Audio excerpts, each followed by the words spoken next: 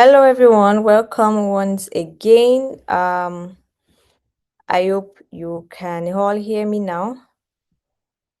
All right, so we'll be starting very, very soon. We just have a few of our colleagues who are still joining in the waiting room, but as we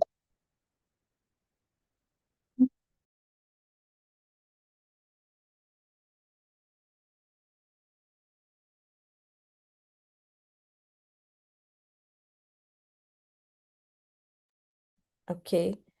So let's settle in. You can introduce yourself in the chat and also let us know where you're joining in from.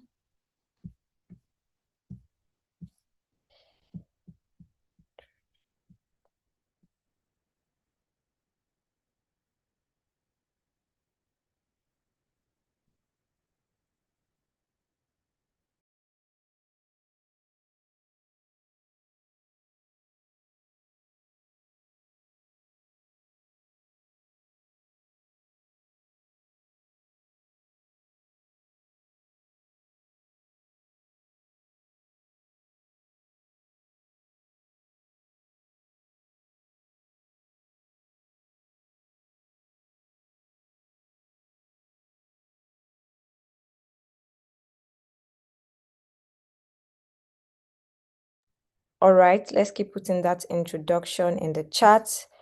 We'd like to know where you're joining in from.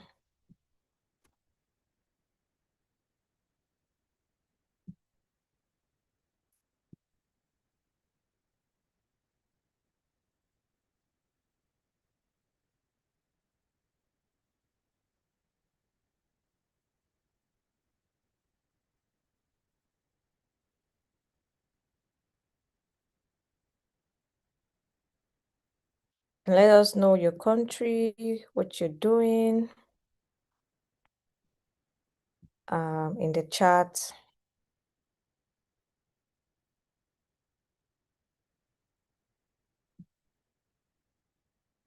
All right, great. Nice to see you all from Nigeria, from Botswana, from Cameroon.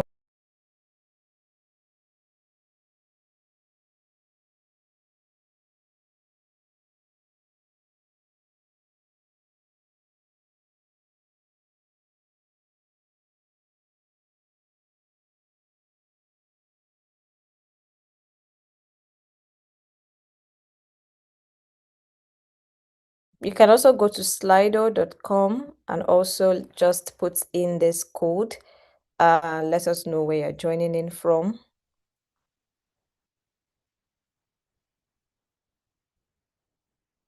All right. So you can go to slido.com, put in the code so we can all see a visual representation of everyone in the room. So just go to slido.com, type in the code to let us know where you're joining in from. So if you know any colleague of yours who is unable to join, please they can also go to our YouTube channel. It's currently live on the YouTube. They can also watch this live as we are all here this morning. Hi, Favor. Hi, everybody from South Africa, from Nigeria. Please, okay, we can see Egypt on the screen. How is Egypt today? I don't know if it's morning or afternoon there at the moment. Lovely to see you all on the call. Welcome to the Digital Health Africa M&E workshop. Congratulations to you all for making it to the cohort. So we have a combination of cohort 2, cohort 3 rather, to cohort 6 in the room. So it's a full house. So welcome to everybody once again. I can see Egypt. We have a lot of Egyptians here and Nigeria represented. Wow, this is great. It's sunny in Egypt. Oh, still morning. That's really nice. Yeah, so nice to meet you all. We're just using this to also still encourage our older participants to join the call. All right, so let's just keep that coming. Let's keep that coming. Let's keep that coming. South Africa, Cape Town. Really, really nice to see you. Okay, so I think we'll move now because of time. We'll move to the next point. So, you can let us know what sector you're working in, what area of health sector you are currently working in. So you can still use the same Slido to tell us which statement best describes your routine work in health sector. You can select the one that is most true for you. So using that same um, link, so you can just select. So this is like a poll. So you can select um, which of the statements best describe what you currently do in the health sector. So let's quickly do that as well. All right, you can see people are already filling in. People are already filling in their answers, as you can see on the screen. We have people who are using M&E approaches to strengthen implementation of digital health. We have those who work primarily in implementation of digital health, but they have limited engagement with M&E. We have those who work primarily in healthcare and they use M&E, and they use digital health on M&E in their work. So it's good to see the diversity of people that we have in the room. Okay, so I'll give us a few more minutes to do that. All right, so let's keep that going. And in the same vein, I'll also do the opening remarks on behalf of Digital Health Africa. So good morning, good afternoon, and a very welcome to cohort 3 to 6 of our Digital Health and Money Workshop 2026. My name is Olutola Vivian Adeumi. I am the Director of Digital Health Africa, and it's an absolute pleasure to see so many of our passionate healthcare professionals, innovators, digital health experts gathered here today from across our beautiful continent. As I've said earlier, congratulations. You are here because you've put in your application to join this workshop and you understand something crucial that digital solutions is only as strong as our ability to measure their impact. So you've chosen to invest your time, you've chosen to invest your resources to be a part of this workshop. And I believe that this decision that you've made will ripple through the lives of our countless patients, communities, and health systems that you will touch in your work. So this is our third cohort running, and we've trained now over, I believe, about 150 professionals across Africa, and we've gotten incredible feedback from the previous cohort. So many of you are sitting here today because we've been able to transform how you others can approach digital health projects, and that's the power of what we are building here together. So over the next 2 days, we're going to go deep dive to some extent into M&E skills specifically tailored for digital health interventions in Africa. We are focused on tools, frameworks, and methodologies that you can implement immediately in your work. So be it you working on an EMR platform, telemedicine platform, electronic health records, or even a mobile health application, we believe that you will live here with confidence to track what matters. So the objectives of this training is really clear. So with that, we will stop this slide and we will move straight back into the workshop slide. So the objective of this workshop is to strengthen your knowledge of M&E principles in digital health to help foster peer learning and knowledge exchange among health professionals. So today and for the rest of the training, you'll be engaging with other colleagues of yours across different countries. Would also equip you to integrate M&E from day one. I think that's one thing this workshop would emphasize, that we integrate M&E from day one of your project planning and not as an afterthought. And as I've said, most importantly, you will learn from others. All right. So please ask questions, learn from others. You have your case study that has been shared with you prior to this session. You will have some sessions where you'll be able to ask questions and share your struggles and successes. And some of the best insights might not even come from the facilitators, but from your colleagues. So if you are skipping, please join and mute your mic. We believe you have filled your pre-assessment form because it's one of the criteria to get your certificates. The pre-assessment form and your case study to be submitted immediately after the workshop has finished. Please engage as much as you can in the room. And thanks to all our partners, Mail Up Africa, Lancet ICT Solutions, who have been instrumental in bringing this together. So thank you so much. Welcome on board, and let's make this cohort exceptional. I will hand over to our facilitator for today, who will take us into the session one of Introduction to M&E for Digital Health. We have Justus Ashaba, who is a senior digital health consultant, a trainer in informatics and M&E with over 12 years of field experience. He has supported M&E implementation in over 20 countries in Africa and Asia, and is currently a data science PhD student. So, Justus, over to you. Let me know if you're able to share your screen now and take off the presentation. Thank you.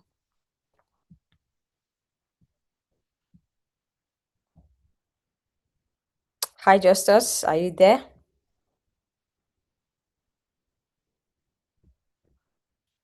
Hello everyone, I believe I'm on and clear. Yes, you are clear. Thank you. So I'll stop sharing so you can share your screen. Thank you. Right.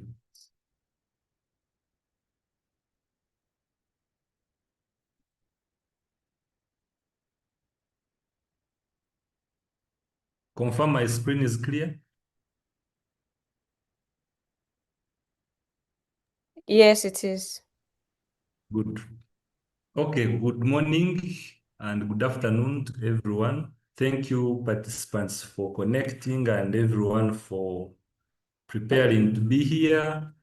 So as introduced, my name is Justus Ashaba, a senior consultant at Landsat ICT Solutions, supporting mainly the digital health work.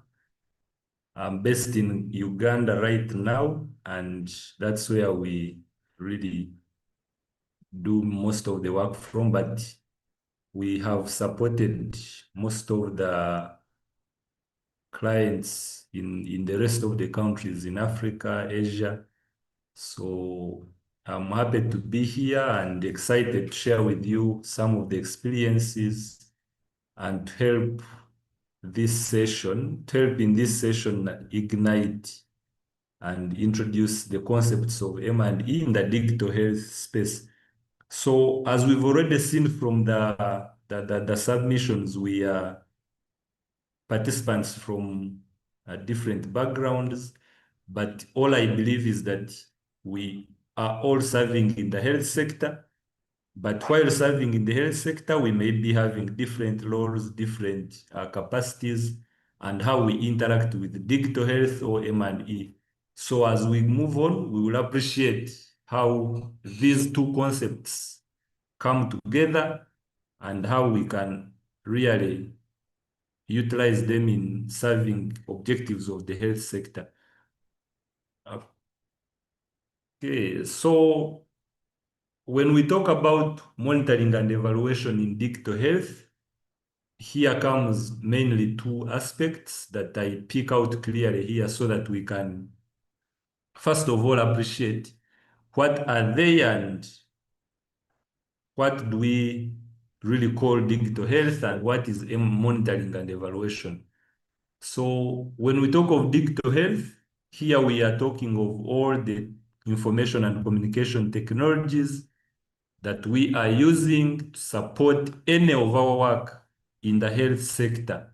So, of course, in the health sector, if you work in the health sector, you can appreciate we do a lot of work. It may not be about giving patients medicine and letting them take medicine to get cured of their diseases. it's really a lot of work starting from health education. Sorry, I think my screen sharing is off. Let me launch it again. Sorry for that.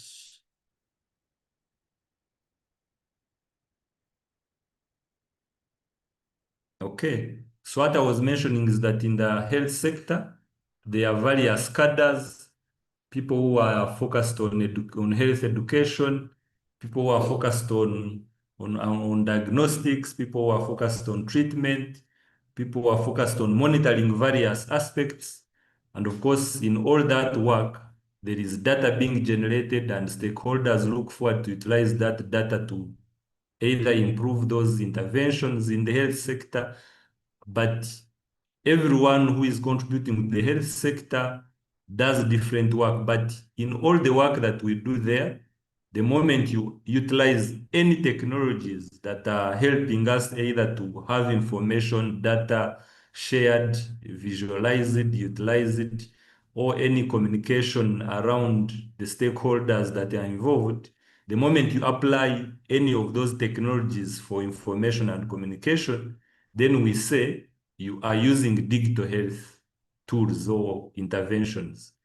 And of course, common of them, we normally talk of systems, systems where we utilize electronic systems or digital systems to keep the data flowing from point A to point B.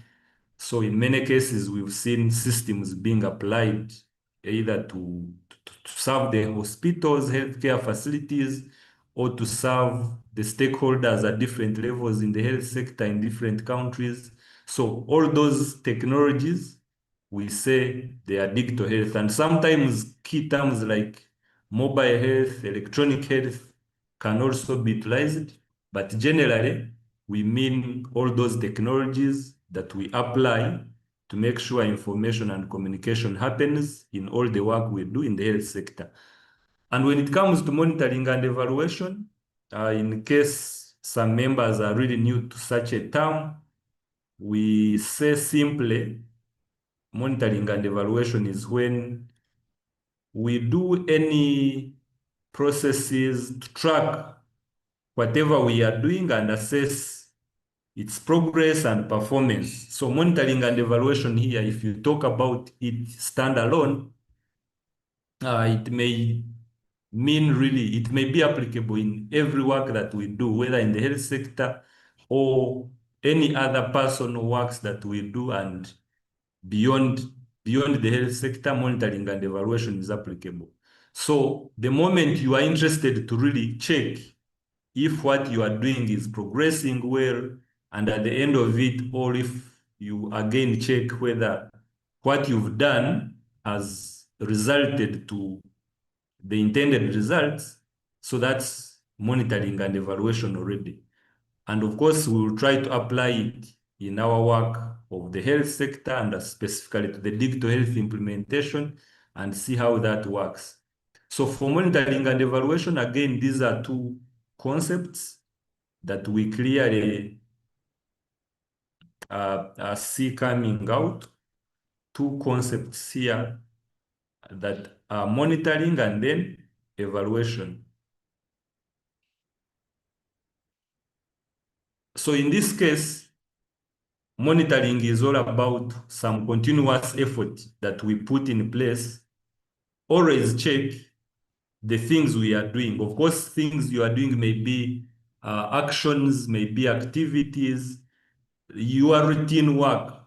So as you implement your routine work, you may be checking, do I have the required tools? Do I have the required teams? Do I have all the resources that I need to do my task A, B, C, D? So, and of course, once you check the resources you have and you are ready, you do the task. And then as you do your tasks, activities, and anything you do, of course, you expect progress. So in that case, you would be monitoring again, am I progressing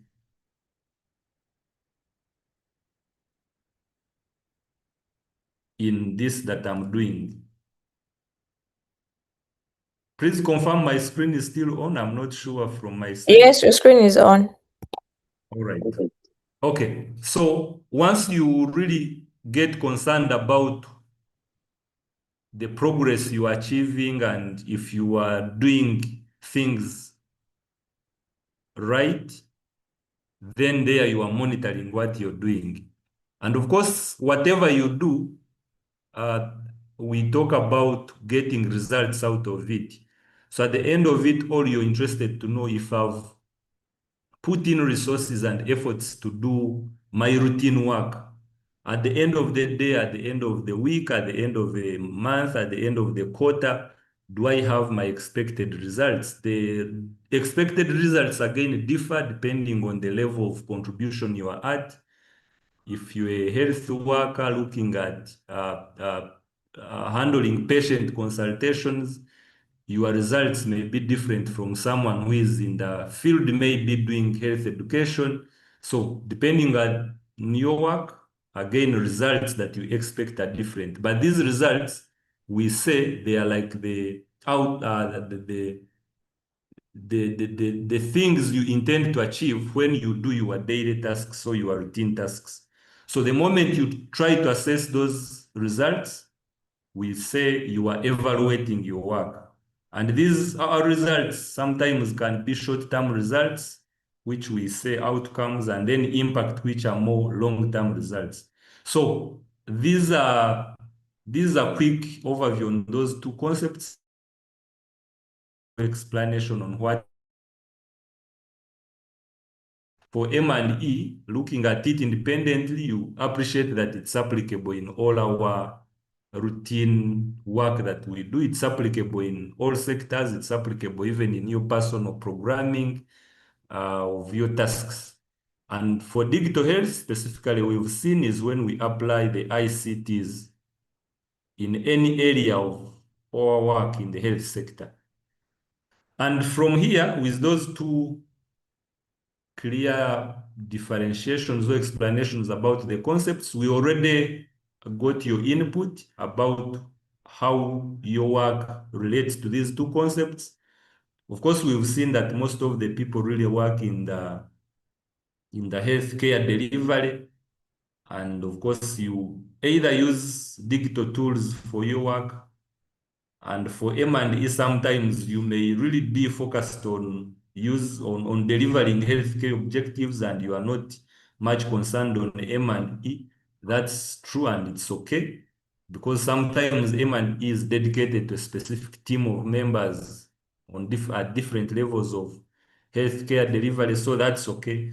But at least we've got a picture that some people are basically either health workers or educators who deliver their work and they may not be much concerned about M&E. But also some people here are more close to M&E and they are concerned about how results are being achieved. So in all that you do, we believe this session will help you to appreciate more and relate what you do with these concepts and be able to apply them better. So going forward, when we say now we do monitoring and evaluation in our digital health interventions, we've clearly seen that M&E is about either planning and then tracking progress and results on whatever we do. So when we apply it in digital health, it means the focus is we are doing our work in the health sector. And then we know these days it's a digital era where digital tools, digital technologies are being applied in all sectors. So for our health sector, once we are applying these digital health technologies, we are saying, can we also now bring monitoring and evaluation in this digital health work that we support or that we use? Of course, the benefits are many as we will see, but here we are now bringing in an aspect of checking and checking our work, checking the progress, measuring results of these digital health interventions within the health sector. So this is a series of things that we are talking about. We are talking of M&E applied in the digital health. But of course, we know digital health technologies are also applied in the health sector. So as we will see, there is a way we have to logically look at the results we expect out of all these interventions. So, of course, being that we all work in the health sector, there are various digital tools that we have used, and members can feel free to put some of those tools they have used in the chat. So, of course, we've talked of digital health and what it is. So you can try to share when you look at the work that you do and you relate to what we have called digital health. What are some of those tools or systems that you are able to apply in your work? So you can keep those coming in the chat, and members can look at the different digital health tools people are using in their work. Yeah, of course, key of the common tools we use is the DHIS tool, which most of us know about, that various ministries of health use for their national level data, health data repositories. That's a common tool really people use. But even beyond DHIS2, there are various systems used at different levels. Some systems specifically support some public health measures. Some systems are used to just do data collection in any level of the sector. Some systems are focused to diagnostics and they capture data for laboratory work. Some community health workers and their work. So various tools as you can keep sharing. But key that I would like to let members here know is that when we talk of digital health and we deploy any kind of system, as you are mentioning them, that does not obviously mean that this system has helped us to solve the problem we had intended to solve. It's not an obvious case always that once you deploy a system, it solves your problem and you end there. It's not true. So the key message here I'm putting is that once we deploy digital health, of course, by the time we deploy it, it means there is a problem we are trying to solve or an advantage we are trying to take, yeah, some opportunity we are trying to take advantage of. So when we deploy, it's always necessary that we go back and check, or we be intentional in doing monitoring and evaluation on that deployment of digital tools that we have put in place to be sure that we are implementing them well, we are doing the necessary steps to prepare for the results to come through, and we are able to really show that when we deployed ABCD tools, they have contributed to ABCD results, which are really in line with our health objectives or health goals, as we will see.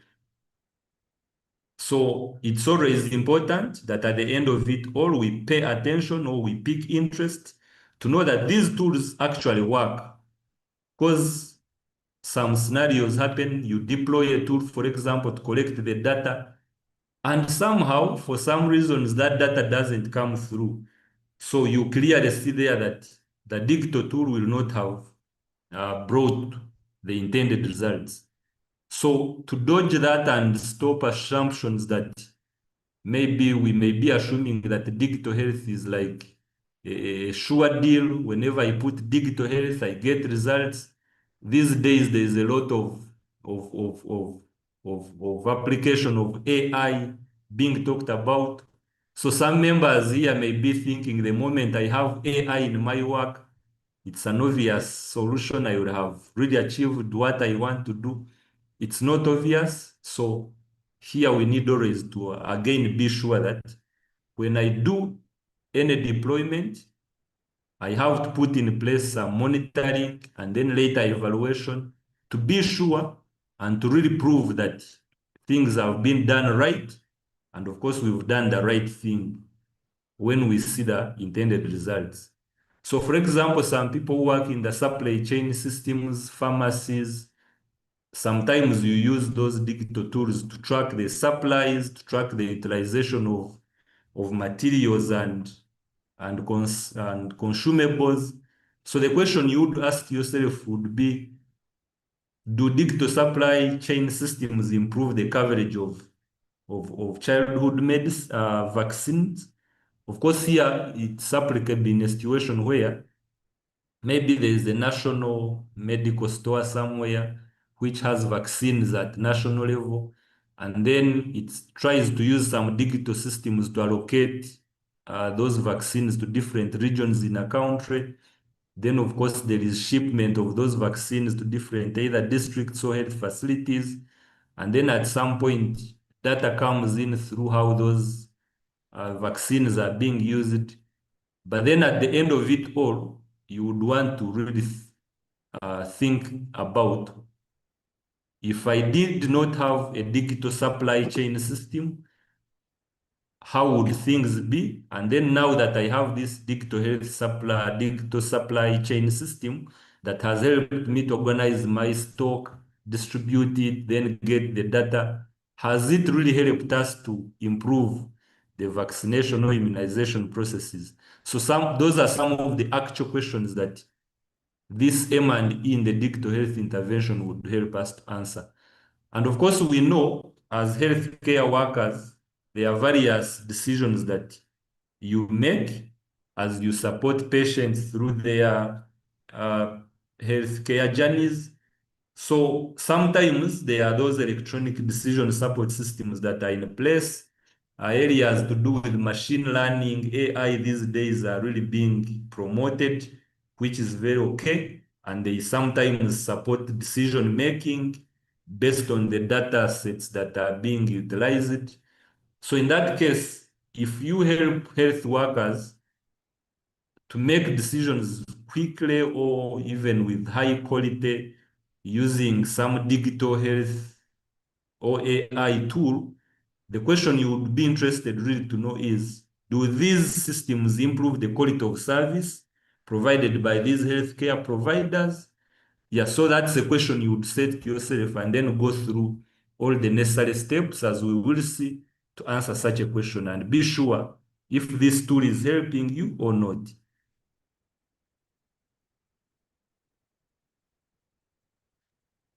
Yeah, and continuing on those two concepts of monitoring and evaluation, I believe we have already touched based on them, where we mentioned monitoring is about the continuous process of collecting and analyzing data to understand how what you are doing is being implemented.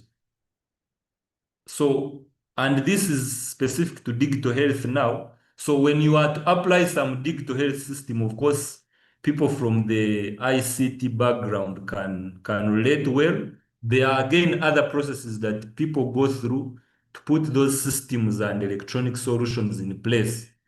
So a lot of stakeholder consultations, planning, requirements, understanding, some software development sometimes is also involved.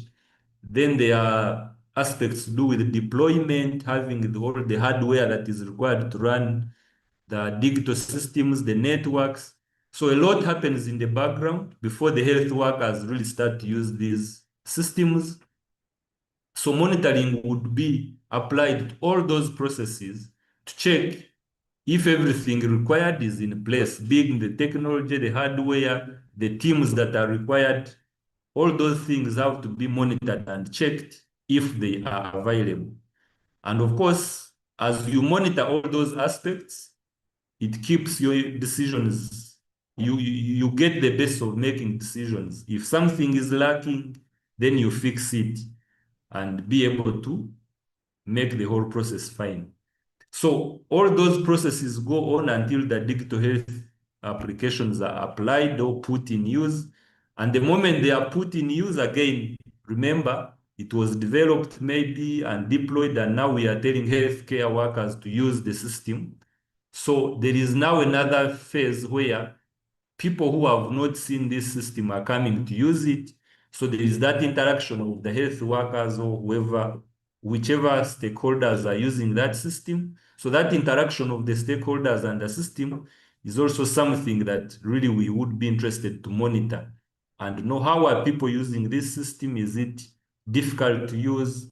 Is it being used by all the intended users? Is the language on the system understood by all the users? All those aspects are being checked to see if they are fine. And in that case, we are really monitoring to see if the digital health implementation we are doing is being done right. Okay, so then evaluation. Again, when we talk of evaluation, we always associate it with results. And results here are benefits or achievements or progress that you can say, when I did ABCD, for example, when I consulted stakeholders, when I developed a software, when we deployed it and it's working, now at least we see that maybe half of the country population are using this solution, or half of the health workers are now using it, or you may say all the health workers are now using it, or when health workers use it, this is the feedback they give us, it's working well, or it is lacking in ABCD. So you see now those are results from the work that you did to deploy the application. So the moment we start assessing those results, it's called evaluation, and basically it's an assessment of ongoing or completed intervention.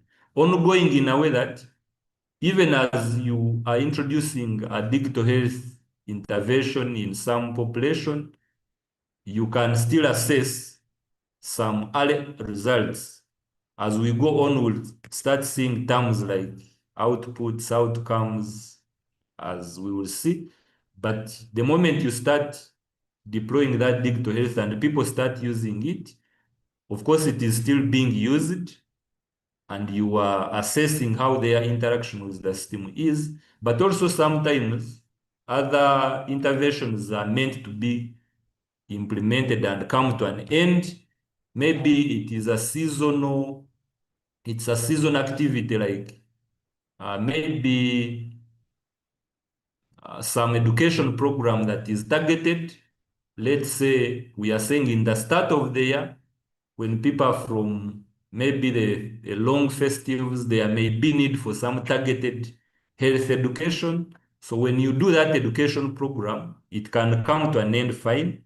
And then at the end of that education program, you start to measure some results that have come out of that education program. And if at all you deployed any mobile applications to disseminate education messages, of course, at that point, you would be interested to know, okay, if I used this mobile application in delivering my education programs, after doing this education program, can I say that this digital application that I applied really helped a lot? To what extent did it help?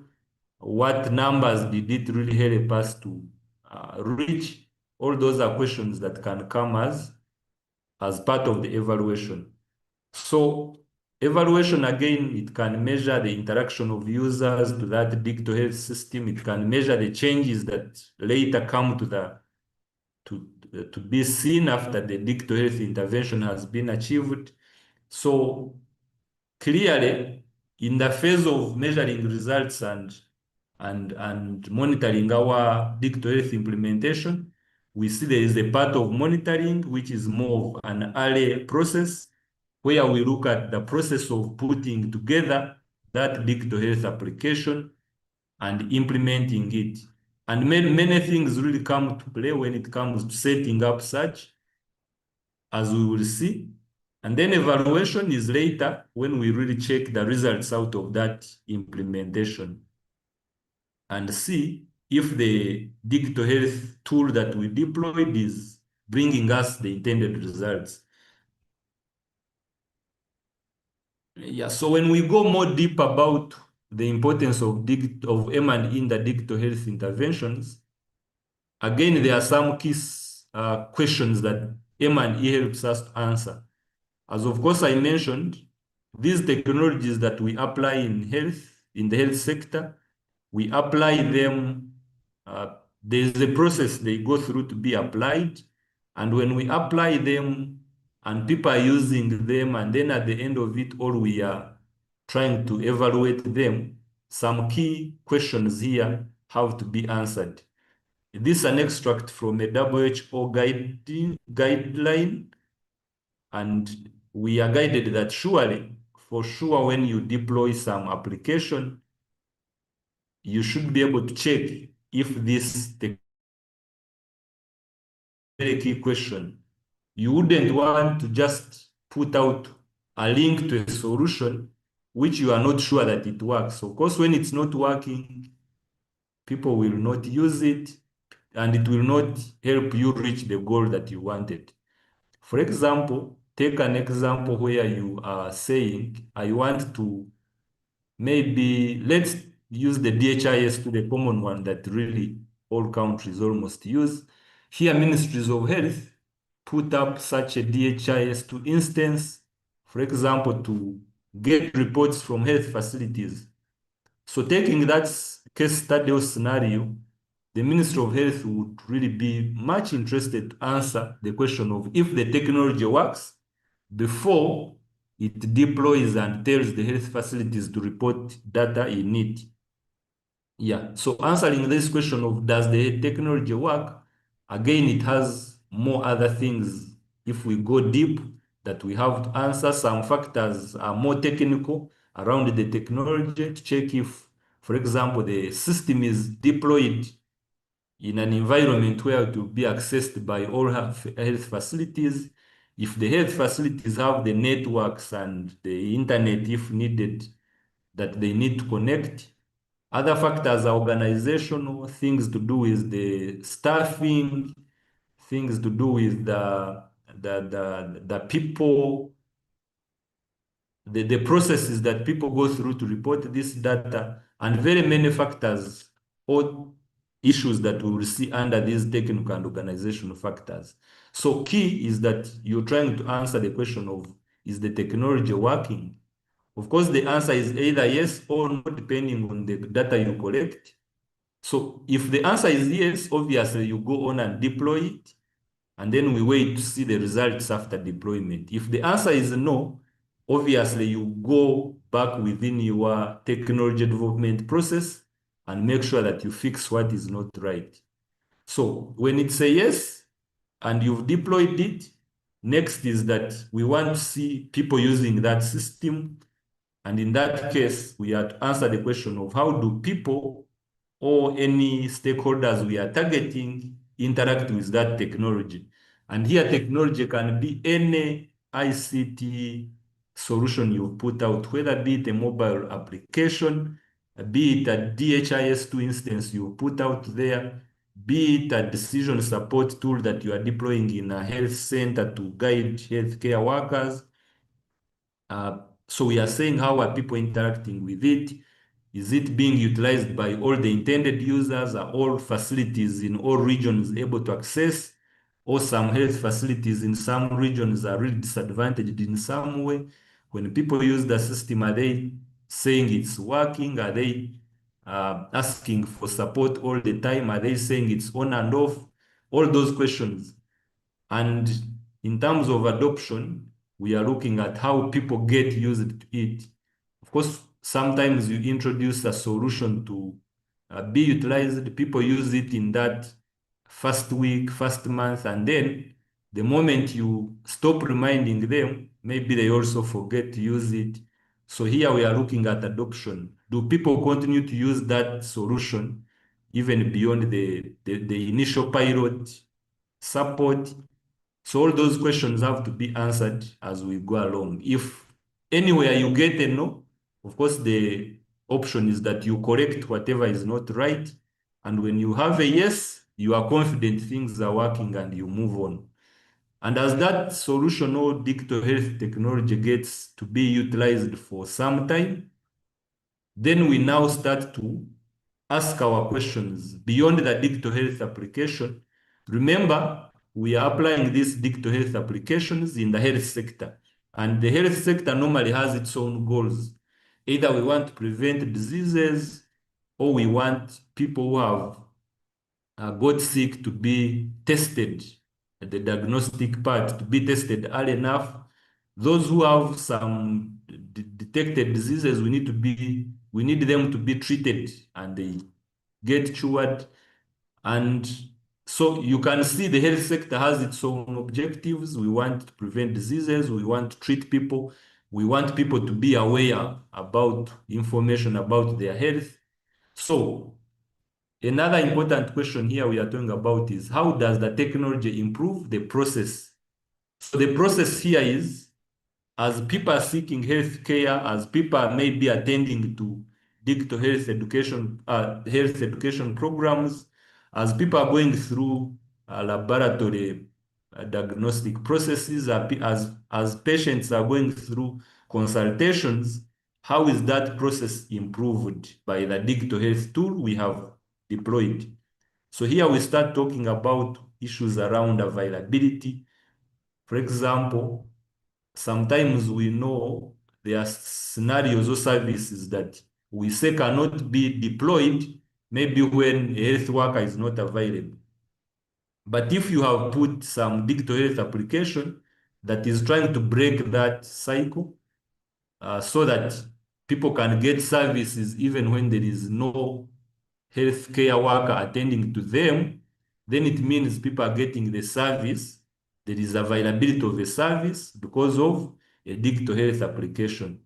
A quick example I can bring here is when you have, let's say, a chatbot on a health facility website, a chatbot that answers some key public health or patient care questions, it means now people are able to get some consultation answers when there is no a person that is limited to be there to answer those questions, and people are getting the service. So someone will tell you every time I have a question to my health facility, I get answers because I have used their chatbot to get the answers. So their service is available. In terms of cost, are you helping health patients to not spend a lot to get the services they need? For example, if I'm able to make a phone call and get to know my laboratory tests, then it means I've cut on some transport costs.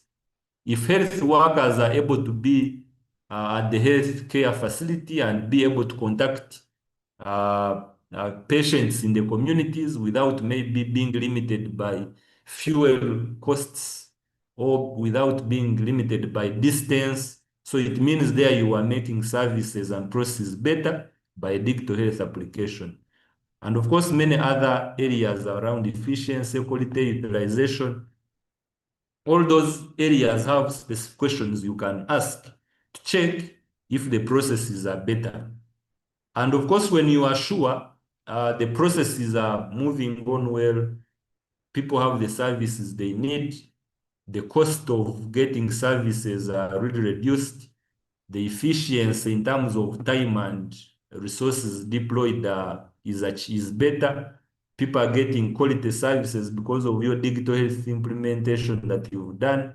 And people are utilizing the service because maybe you put some SMS reminders for immunization programs.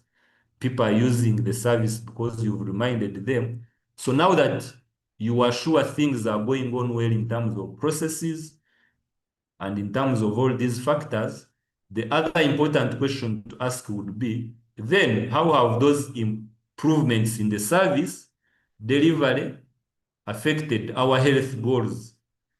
Of course, every Ministry of Health and every country may have set specific goals in their strategic plans, things to do with maybe reduced incidences of specific uh, diseases, maybe reduced death in, in specific in specific cases or diseases, and many other factors that we may look at. When we talk of improved health outcomes, we start to look at to answer the questions that are the end goal of our work that we do in the health sector. If a country has been struggling with maybe, let's say, malaria, many people get malaria and many people really don't go through the treatment processes well, and they end up having high numbers of malaria death. Maybe one of the objectives would be in the next 5 years to reduce malaria death by maybe 50%. So that would be some health outcome that we would want to achieve. So now we go back and ask ourselves if we deployed some system, maybe to remind communities to always use mosquito nets every evening. So at the end of those reminders, or maybe that digital health implementation we put to remind people to sleep in mosquito nets, has it resulted to the reduced death that we target? So that's a question that I can pose here, for example, because we are trying to answer how do improvements in the service delivery affect health? And here, health, we are looking at the health objectives that normally are set by either Ministry of Health or any other stakeholder that is leading those implementations.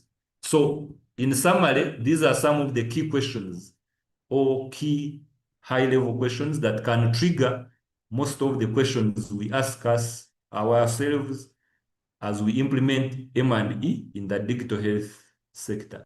So clear as you've seen, we started asking about questions around the technology, how people interact with the technology, how the technology improves the process, and now we are talking about how are we achieving our health outcomes. So as you start to implement the technology, you're looking at technology-related questions. But as you move forward, you realize the end goal is not the technology. Now we are talking about health outcomes. We are talking about SDG number 3 and all that entails there. So again, as a reminder, we have to note that digital health implementation is not the end in itself. We normally do digital health implementation in order to contribute to the health goals, which are entailed in various objectives, various goals, maybe depending on the strategic plans of the country, of the ministry, of the stakeholders involved. Yeah, I may really not go through these. These are things that I was giving some examples, but these are more detailed questions again we can ask. Because monitoring and evaluation are about asking questions and answering them, because we need to make decisions. So you ask a question, you answer it, then you make a decision. So for example, does the system perform its intended tasks consistently and dependably? Of course, here, if you had said the system should always give notifications to pregnant mothers at their different times when they need to go for antenatal visits. So here you monitor and always see, does it really remind all the mothers, or sometimes other mothers get reminded, others don't? So here you're trying to look at the consistency of the system and its dependability. So if you answer yes, depending on the data you have collected and the trends you've seen, then it means it's doing well. But if it's really not reliable, the answer will be a no.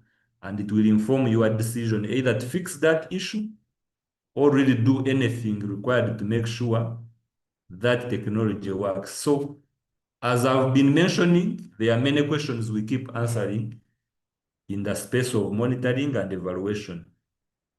Yeah, and evaluation, we had mentioned some domains about uh, usability, efficacy, efficiency, effectiveness, cost.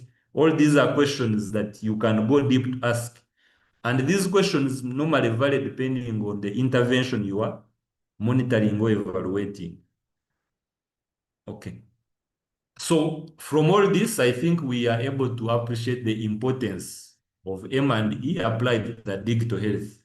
And of course, remembering that digital health is not the end in itself. Digital health should be an enabler for any other health sector activities and objectives.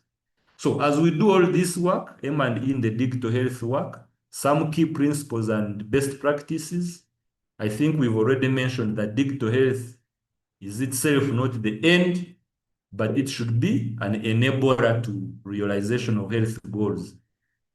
Of course, when we say we are putting a system to remind pregnant mothers to go for antenatal care visits, that is not really the end that we just want to remind mothers. At the back of it, we know these ANC visits, there is a way they help the outcomes of, there is a way they influence the birth outcomes. And there we are trying to say, okay, let us put this digital health system to trigger the reminders so that when we remind the mothers, they go for NC visits.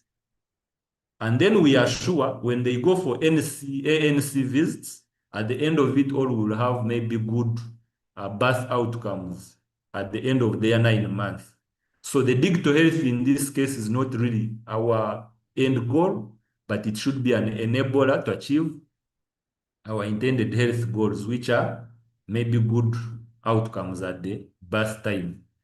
And then we are saying digital health implementers should not consider digital health initiatives as the end, but should account for how the digital health initiatives contribute to the intended goals. There should be that conscience and accountability to know that if we've really intended, put in a lot of time and effort to do some technology, it should really lead to the health goals. And as we had mentioned again at start, this monitoring and evaluation work, when you think about it critically, it's not something you will bring in at some point in your stage of digital health implementation. It is something you have to start as you start to plan your digital health initiative, because this M&E work, as you can see, it may also need some resources. You may need some members or a team of people. You may need some resources really dedicated for that digital health M&E work to be done. So for example, if a country or a ministry of health says, we are deploying an electronic register maybe for all health workers in the country, of course, it will do a lot of work. It may analyze stakeholders involved, look at how do healthcare workers come into the system, into the sector. So try to track them at their registration point, many things. So if you had put a registry for health workers, you also now have to start thinking about, okay, this registry as a registry, what tasks do I need to do? Which milestones do I have to achieve? And what will tell me that I've really implemented it well? When it's implemented, what changes should we see in the health sector? So all those things have to really be thought about at start. And that is the monitoring and evaluation work already at start. And then, of course, you see how you check if I'm to do all this M&E, what budget allocation should I allocate to this work? So M&E should be something we start at the planning stage of our digital health initiatives. We shouldn't just do things wrong and then later we come to do M&E at the end.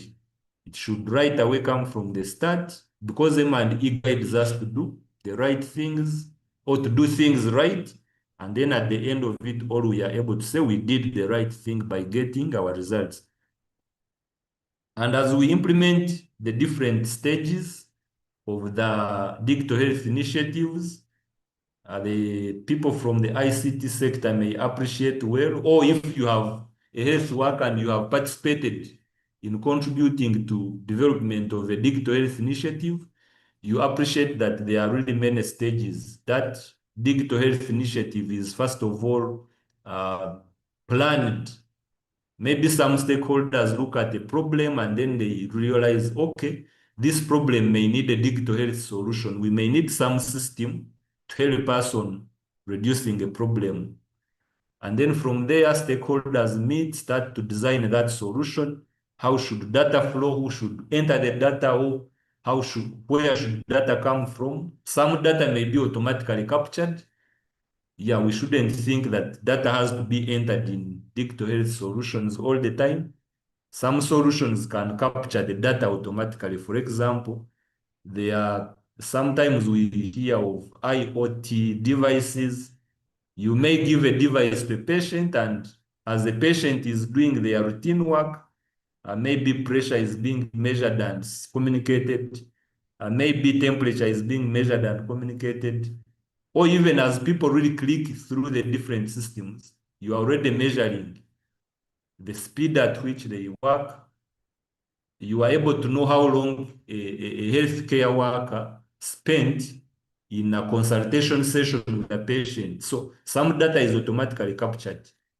And of course, the design here is what I was looking at. How is data coming through? You go through implementation, you go through the reviews and the evaluation. So we are saying M&E should be at all these stages. Every time we are doing an activity, we think about monitoring whether that activity is going well or if we are achieving the right results. And of course, as we do this work, we appreciate that sometimes we can set all our objectives very well. We can say we are going to do very many things, but challenges come in place depending on the environment we are in, depending on the stakeholders we are working with, depending on the awareness we have about what we are doing. So some challenges can come in place. So at this time, we can try to reflect. We have known what digital health is. We have known what monitoring and evaluation is, and we work in the health sector. So you can think through. And of course, good, you have used some digital health tools. So think through it as we are planning for those tools, as we are measuring the results we are achieving because of those tools. What are some of the challenges and limitations we are likely to face? We can welcome members put some of their views in the chat, and we look at some of them. And meanwhile, yeah, just 1-2 minutes, we go through such a list. Members, we welcome your input.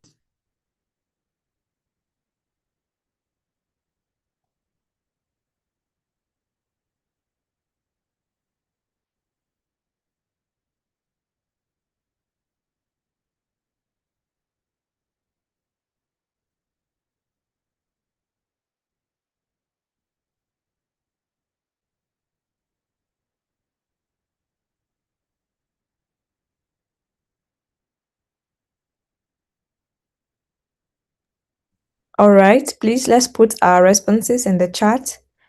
As we Okay, so just as there are a few responses in the chat. There's lack of data quality, finance, human resource, issue of network in local communities, resistance from healthcare workers, financial problem, user friendliness, resources and sustainability, leadership commitment. These are some of the responses we have in the chat. Cindy, data quality, support of hierarchy. So Yeah, that's very important yeah. feedback from the members. And yeah, these are all really valid responses because, for example, if you don't have the knowledge of what you are measuring and maybe how to measure it, of course, you can't progress. If you don't have the resources, you can't progress. Yeah, some of those challenges really are true, and for sure, they can limit our ability and extent to which we do the M&E work that we intend to do. Yeah, let me continue sharing this screen. It seems to have gone off. Sorry for that.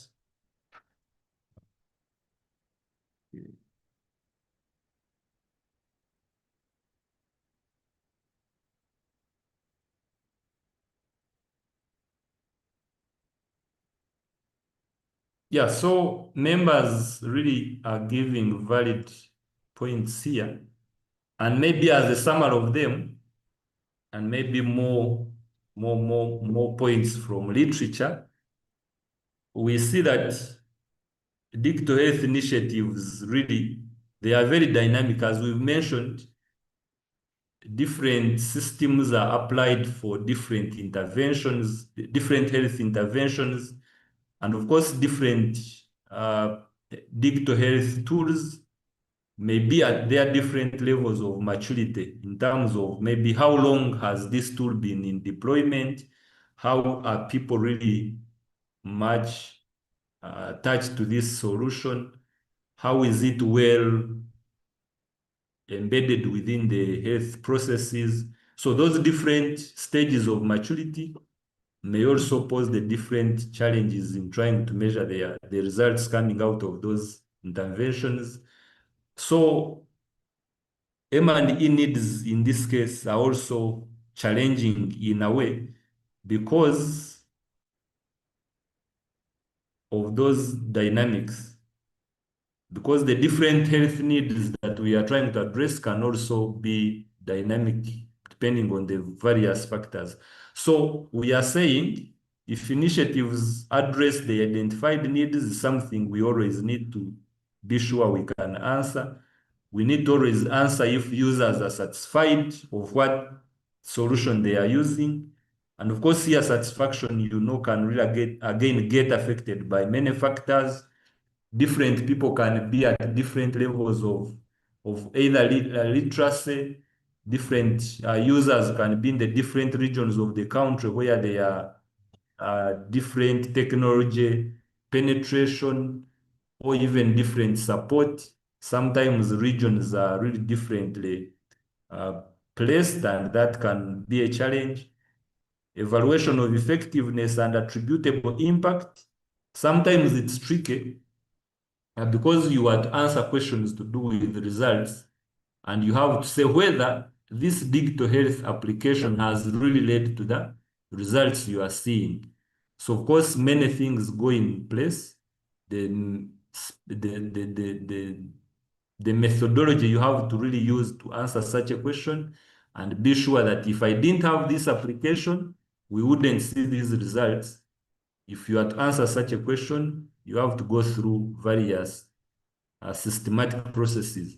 Yeah, but from literature, somehow here we see some extract going from down, which were reported as challenges affecting digital health M&E, or challenges that stakeholders were facing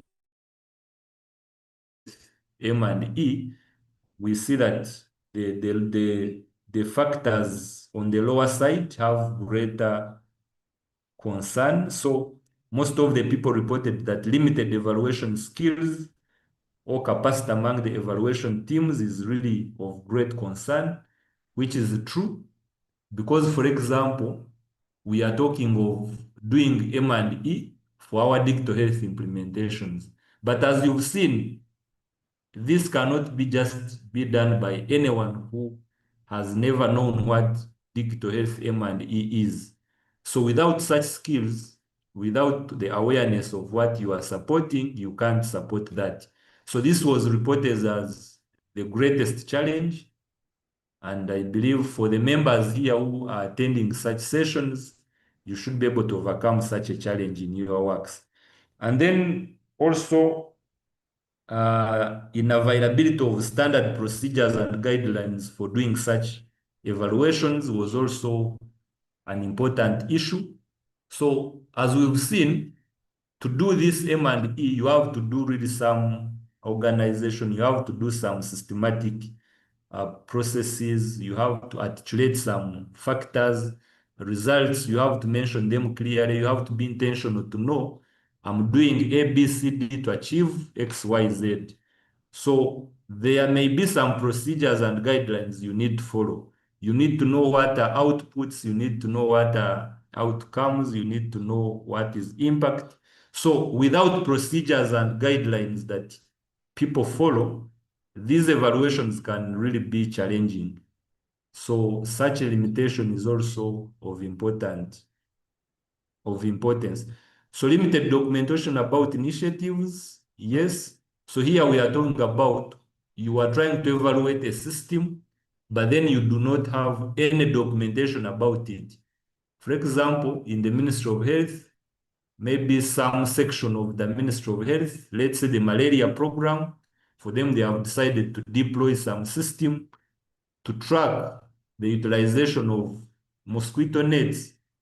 And maybe specific members, when they deployed this system, they didn't write anything about it. You have no any documentation about such a solution to know which problem it was solving, which results we intend to get out of that solution. So you can't come from anywhere and you don't know about all those details to evaluate such a solution. It will always be challenging if you were told to support interventions that do not have documentation about. So normally documentation can always give a background of what problem they were trying to solve, through which processes, and there you are able to map the results that you try to measure. But without documentation, most of the digital health applications really struggle because there is no information to give a background. Of course, limited resources, as members mentioned. Here we talk of time, we talk of finances, we talk of the human resources itself, the team members to do the work. Without all those, of course, nothing may be done. Some stakeholders have negative attitude. For example, we've seen that M&E is about asking questions and you answer them.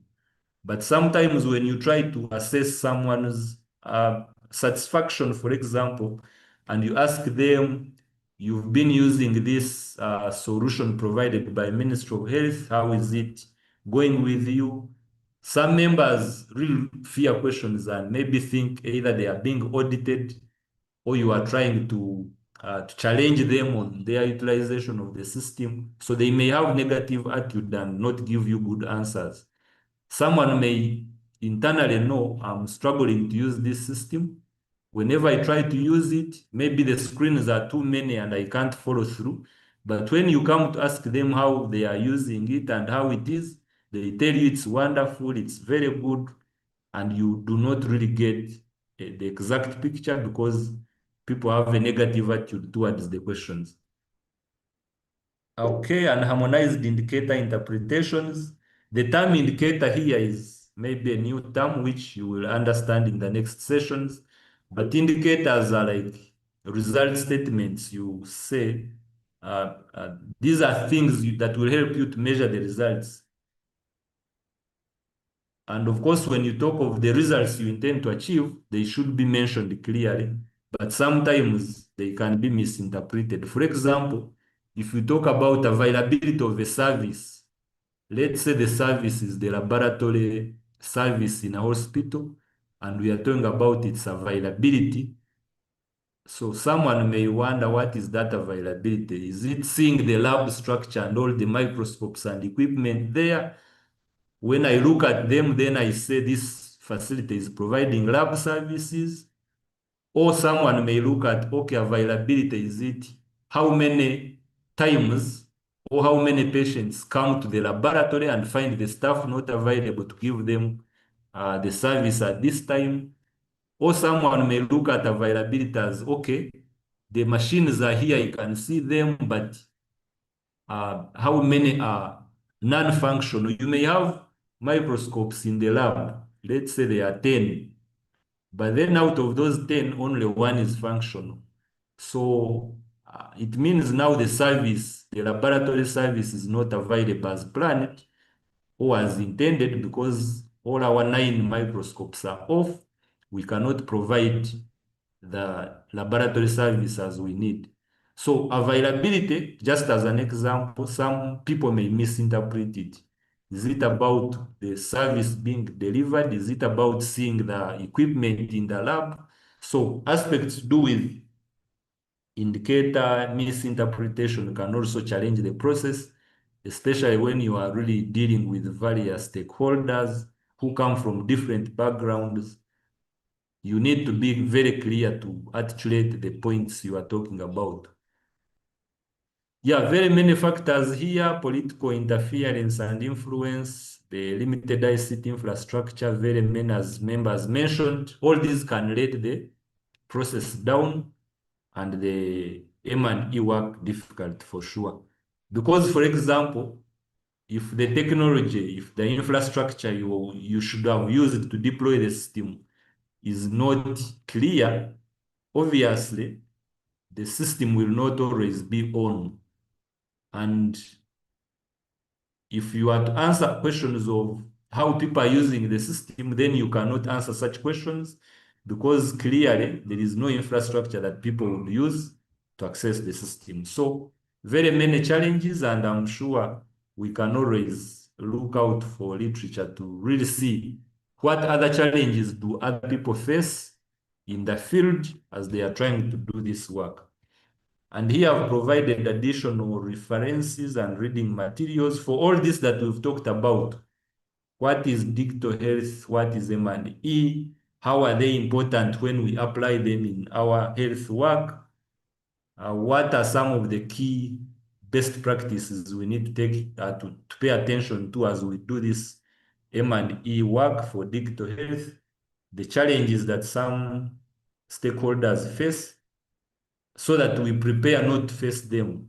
Of course, when you know about the challenges that other people have faced, then it means in your work, you will prepare and put measures so that you don't face the same. So all those details, I've shared some reading materials here that you can go through and learn more beyond just this session. Yeah, and I believe we've covered all that was meant for this session. So I will stop here and we check what other members have to say on the session. Thank you.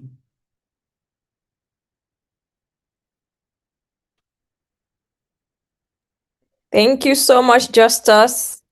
I think that was a great start for the workshop series. Thank you so much. Let's put in the chat our appreciation to Justus for really taking his time to really explain in depth, because it's good for us to have this first initial foundation before we go into other sessions, because whatever you're going to learn in the next session is going to really build on top of what Justus has taken his time to clearly explain, so that we are able to follow along, especially for some of us who are new to this M&E thing.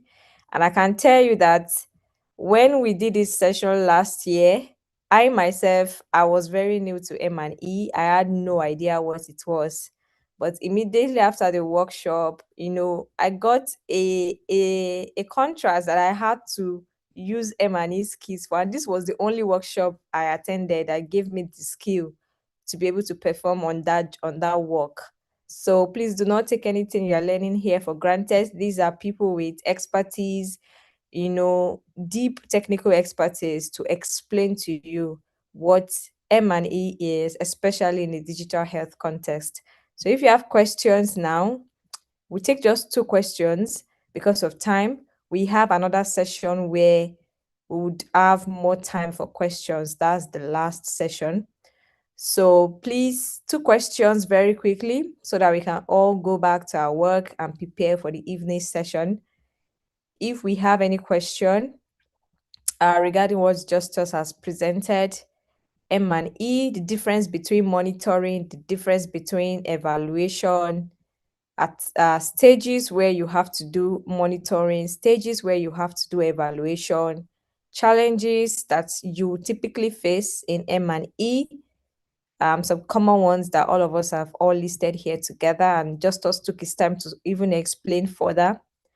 So if you have questions, let us take that very quickly. Then we do announcements and we can all go back to our work. And we return here 4 p.m. West African time, same link, same platform, but we'll go into a different session. So what should be our expectation going forward? Yeah, so as you can see that this session is currently live on YouTube, so that means you can always go back and rewatch. That's why we're not recording on Zoom, because it's just be like you are recording double you're recording in two places. So once it's on YouTube, is actually recorded. So there's no need to record on Zoom. So it's easier that way. So you can always go back to our YouTube channel to watch it instead of having to log on to a Zoom to rewatch. Session was clear. Thank you. What other question? Your slides will be shared. Please don't worry about any resources here. You will get a Google Drive folder with everything, all the slides, all the resources, even extra ones that's the your case, everything will be in a Google folder that will be shared with you after the sessions. So please do not worry yourself about that. Yeah, Any other so we see question? a question here from Afda. Yes, framework. So I think that's the Yes. next session in the evening. Yeah, Exactly. So clearly, as we said, as you do all this work, you need really to follow some systematic means, and those are the frameworks. So the next sessions will bring this out clearly. So don't worry at all. This will be covered in the next session. exactly. So frameworks that you need to follow to develop your M&E strategy for your work will be shared in session 2. That means you should not miss it because this is really the meat of the workshop. The frameworks will be shared with you. All right. Thank you so much, everyone. In the absence of questions, we would cap it here for the morning session. Please join 4 p.m. West African time. Same link, please. Same link. There are no new links. Same link. Use the same link to join again. And we'll be happy to receive you 4 p.m. West African time. Thank you so much and do enjoy the rest of your day. Bye. Bye. Thank you all.